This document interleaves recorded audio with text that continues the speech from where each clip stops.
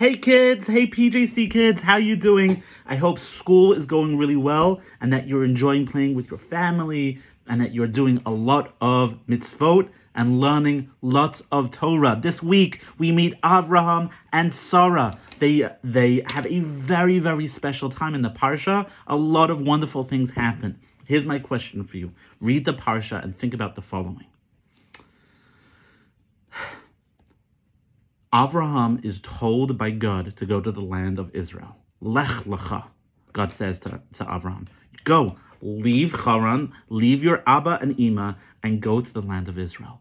And then the Torah says what happens next. Avraham, he does it without a problem. We know this is the first of 10 tests that Avraham receives from God.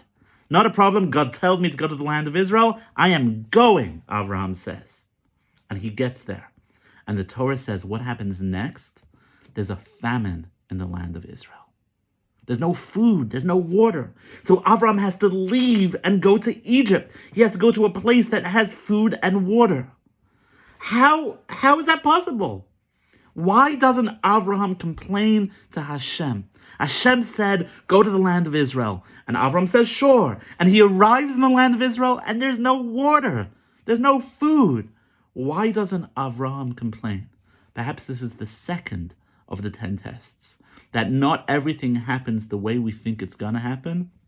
We're presented often with things that change up how we expected it to be. Our plans have to change. And Avraham believed that everything Hashem did, gamzu latova, this was for the good.